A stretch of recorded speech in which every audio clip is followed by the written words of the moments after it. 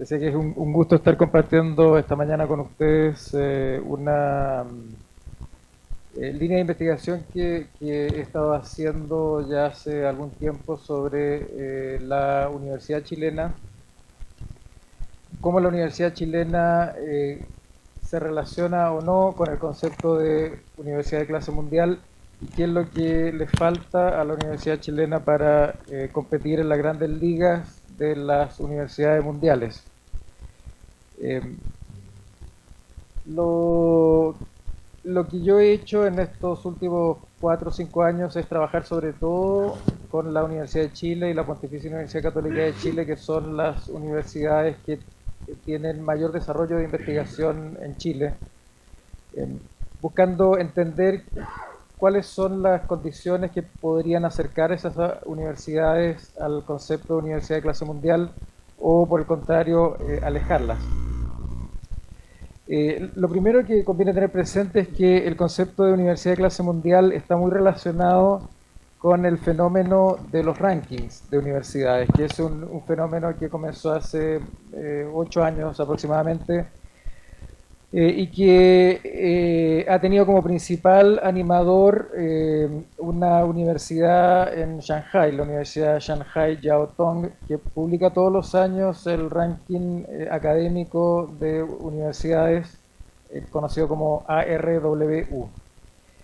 Ese ranking de universidades, dentro de los muchos rankings que existen de carácter global, tiene la particularidad de que es el único que solo utiliza mediciones cuantitativas. Los otros rankings que ustedes pueden conocer, por ejemplo el de QS o el de Times Higher Education, complementan los indicadores duros con encuestas de opinión que se hacen a académicos o a empleadores o una combinación de ambos. En cambio, el ranking chino solo utiliza mediciones de productividad científica que aparecen ahí señaladas, son muy exigentes. En el caso de la calidad de la educación, considera los exalumnos de la institución que han ganado premios Nobel o medallas Fields en matemáticas. En el caso de calidad de los profesores, considera a los profesores de la universidad que han ganado esos dos tipos de premios y además los investigadores de la universidad que están en la categoría de investigadores altamente citados en distintas categorías científicas. Luego, en materia de productividad científica, considera con 20% de ponderación los papers, solo los papers publicados en Nature y Science, con una particularidad en el caso de las universidades dedicadas a las ciencias sociales y las humanidades, en que ese indicador desaparece y ese ponderador se distribuye en el resto. Y luego uno más democrático, que son todos los papers indexados en el Science Citation Index, en el EASY, que hoy día se llama Web of Science.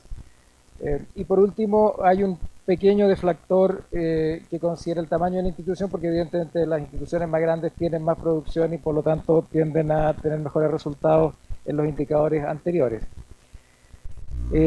Entonces, si uno considera el desempeño de las universidades chilenas en este ranking, hay solo dos que aparecen, que son la Universidad de Chile y la Universidad Católica, y aparecen en el rango más bajo que este ranking considera entre la Universidad 400 y la 500 del mundo. Ahí está el desempeño de la Universidad de Chile a lo largo del tiempo, no ha habido gran variación, estamos en general debajo del 400. Y en el caso de la Católica, que empezó a aparecer un poquito más tarde, más o menos lo mismo, siempre en el rango entre la Universidad 400.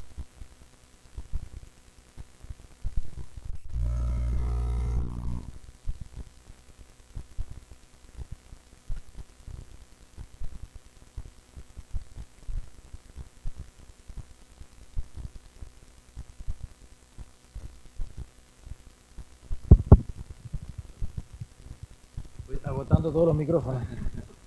No es culpa mía, ustedes empezaron mucho más temprano que yo llegara. Pero pensemos en la Universidad Estadual de Campinas, una universidad brasilera, probablemente la mejor universidad brasilera, no es la más productiva, porque la más productiva en términos de tamaño es la Universidad de Sao Paulo, pero la Universidad de Sao Paulo es mucho más grande. Entonces, esta se parece un poco más a la Universidad de Chile o la Universidad Católica. Está mejor pero no demasiado mejor, está, bueno, oscila entre el rango del 200 al 300 y el 300 al 400. Ahora, si uno compara la Universidad Estadual de Campinas con nuestras dos universidades, y disculpen, la tabla se la voy a explicar parte por parte porque es importante. Aquí hay algunos datos sobre las características de condiciones de producción científica de la Universidad de Chile y la Universidad Católica comparado con Campinas. Y presento datos del año 2003 y 2011 para dar alguna dimensión de evolución en el tiempo de estos indicadores. Aquí está la Chile, aquí está la Católica y abajo está Campinas. La matrícula de estudiantes, la importancia que tiene es el porcentaje de estudiantes de posgrado, porque en general las universidades que les va bien en los rankings tienen una proporción muy alta de estudiantes de posgrado respecto de los de pregrado. Nuestras universidades más distinguidas en materia de investigación siguen teniendo todavía una proporción de estudiantes de posgrado muy baja. Nuestras universidades son básicamente universidades de formación de estudiantes de pregrado. En cambio, Campinas tiene 60% de sus estudiantes en el posgrado, lo cual muestra que esto es posible en América Latina, no es una utopía. Luego, en materia de académicos, otra condición de producción muy importante. Este es el total de profesores. Si ustedes se fijan, son instituciones más o menos parecidas en cuanto a la envergadura del cuerpo académico. Pero la diferencia fundamental está en que estos profesores de Campinas son prácticamente todos profesores de tiempo completo. En cambio, entre los 3.000 profesores de la Católica y los 3.000 profesores de la Chile, más o menos la mitad son profesores part-time, que no están dedicados a investigación fundamentalmente, sino más bien a enseñar. Y eso explica también, aquí están los porcentajes de los que están con tiempo completo, explica también por qué el porcentaje de académicos con doctorado sigue siendo tan bajo. Esto es porcentaje de doctorados de profesores con doctorado sobre el total, incluyendo part-time y full-time. Se fijan, la Chile tiene 30% del total de sus profesores con doctorado, la Católica un poco más, y ya le voy a explicar por qué esta cifra en todo caso es un poco mentirosa. Y después, si uno considera solamente los profesores full-time y saca entonces los part-time, porque los part-time en realidad están dedicados a la docencia, si uno mira solamente los full-time, todavía tenemos porcentajes relativamente bajos de profesores full-time con doctorado, 53% en el caso de la Chile y 77% en el caso de la Católica. La razón por la cual el dato de la Católica no es creíble es que por alguna razón misteriosa que nunca nadie me ha podido explicar, hace como 25 años que la Universidad Católica, cuando reporta este dato, incluye como doctores a los médicos de la Facultad de Medicina con especialidad médica, considerando que la especialidad médica es equivalente a un doctorado. Entonces, probablemente el porcentaje de profesores de la Católica con doctorado esté mucho más cerca del de la Chile, quizá un poquito más alto, pero en ningún caso es 70%.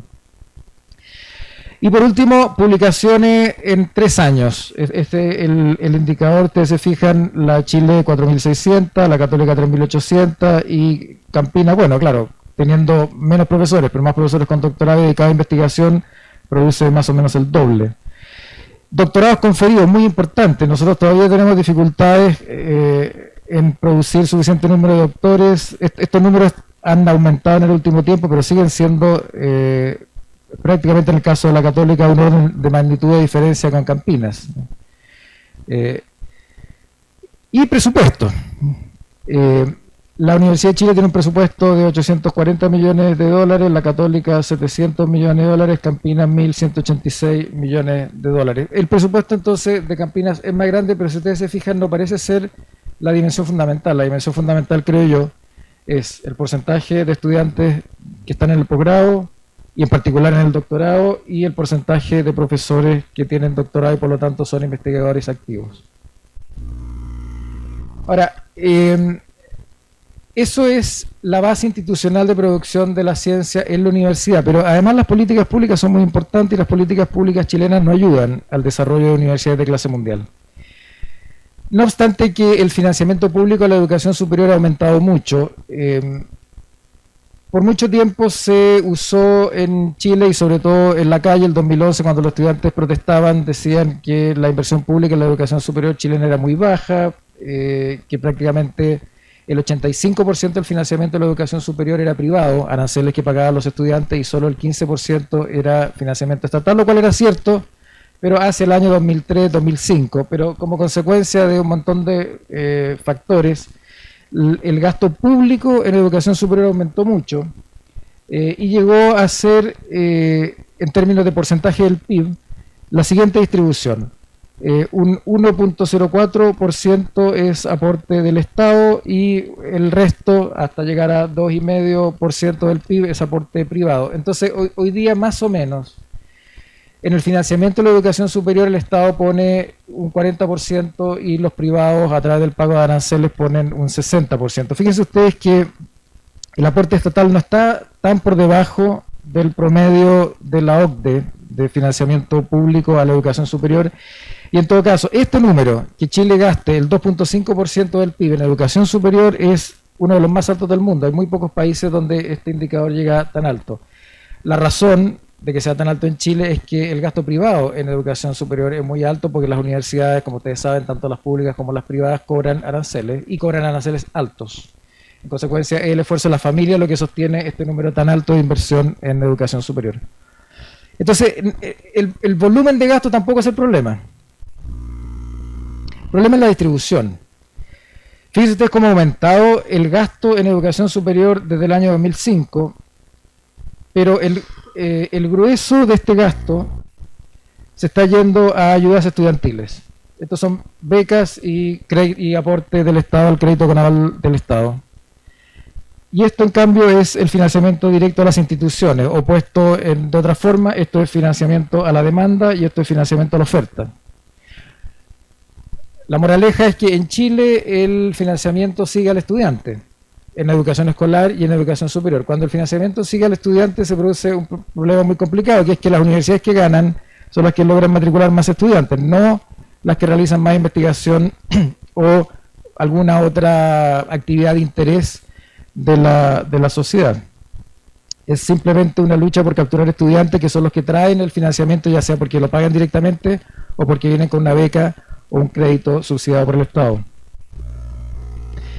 Y además, este pequeño porcentaje, esta pequeña parte del financiamiento que se entrega directamente a las instituciones para la financiación de sus operaciones y que no viene asociado a la matrícula de los estudiantes, este financiamiento además está repartido así entre las universidades del Consejo de Rectores. Son muchas universidades en las cuales hay que repartir poca plata. Entonces, la Universidad de Chile y la Universidad Católica se llevan la mayor parte, después está Concepción, después está la USACH, después está Talca, que le ha ido muy bien con el manejo de los indicadores de desempeño que explican parte del financiamiento, la Católica del Paraíso, la Santa María, etcétera. Hasta como por acá, bueno, la Austral, digamos, hasta como por acá son universidades que hacen investigación, pero entre estas tres y las que siguen a continuación la diferencia es bien importante. En realidad la investigación tiende a estar concentrada en tres universidades, sin embargo, la poca plata que hay de financiamiento a la oferta se distribuye entre un número muy grande de instituciones y en consecuencia cunde poco.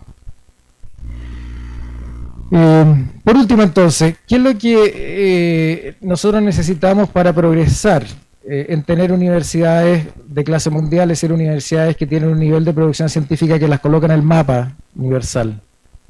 Bueno, primero necesitamos que nuestras plantas de profesores tengan todos el perfil de investigadores. No estoy hablando que esto es necesario para el sistema de educación superior, estoy hablando de lo que es necesario para las universidades de investigación, que son en todas partes un porcentaje muy pequeño del sistema.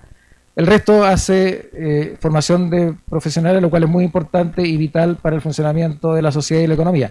Una parte pequeña del sistema entonces se dedica más bien a la investigación, y esa parte pequeña que se dedica a la investigación tiene que tener profesores que están formados para la investigación. Esto es de perogrullo, pero se nos desaparece del análisis muchas veces.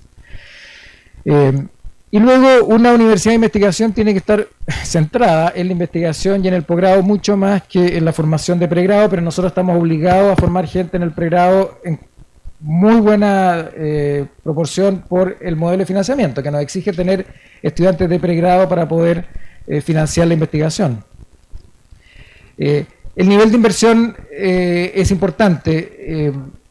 en realidad fíjense, ninguna de las universidades que tiene por lo menos una universidad en las primeras 100 del ranking de Shanghái, ningún país que tiene una universidad en las primeras 100 tiene un PIB que es menos del 0,4 del PIB mundial. Por ejemplo, si uno toma Israel o Finlandia, países que son chicos como nosotros, son chicos pero con economías más grandes. Ahora, nosotros no estamos tan lejos de eso, nosotros tenemos 0,3% del PIB mundial. Por lo tanto, estaríamos en condiciones, en términos de volumen de la economía, de llegar a los niveles de potencia necesarios para financiar algo como esto. No estamos ahí todavía falta más inversión pública en educación superior, pero sobre todo falta una manera distinta de distribuir los fondos para el desarrollo de la investigación, que en Chile se tienden a distribuir de manera que no permite privilegiar a las universidades que realmente hacen investigación. Muchas gracias.